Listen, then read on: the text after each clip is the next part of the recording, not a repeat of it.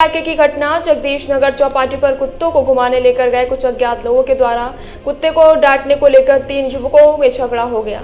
झगड़े के बाद वहां से कुछ लोग चले गए। फिर 2 लोग 8 से 10 आदमियों के साथ लकड़ियां, डंडे और सरिया लेकर आए। इसके बाद तीनों युवकों पर चाकू, लकड़ी आदि से हमला कर दिया। इसमें एक युवक के पेट में चाकू लगने से उसकी आंतें बाहर आ गई और इलाज के दौरान उसकी मौत हो गई। इस मामले में वराछा पुलिस ने हत्या का मामला दर्ज कर आगे की जाँच शुरू की। पुलिस ने कुछ ही घंटों में 12 आरोपियों को पकड़ लिया। इसमें 10 आरोपी नाबालिग हैं जबकि 2 आरोपी युवक हैं। इनमें से एक आरोपी ने चाकू से वार कर एक व्यक्ति को मार डाला। आगे की जांच पड़ताल स्थानीय पुलिस कर रही है।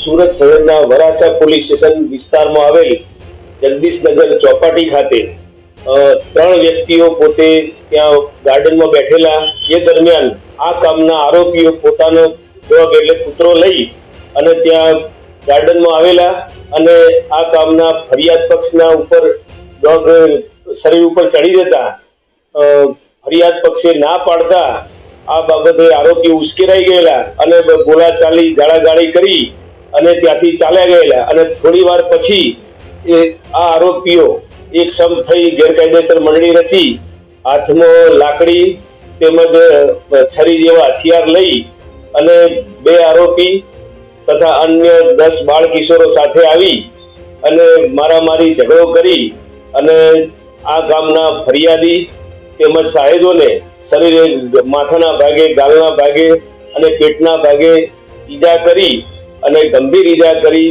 અને પોતે ભાગી ગયેલા।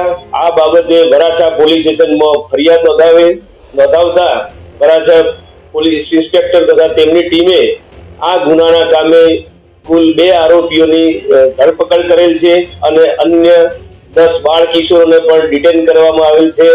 ગુનાની વૈજ્ઞાનિક ઢબે તપાસ હાલ ચાલુ છે। FSL ની મદદ લેવામાં આવી છે।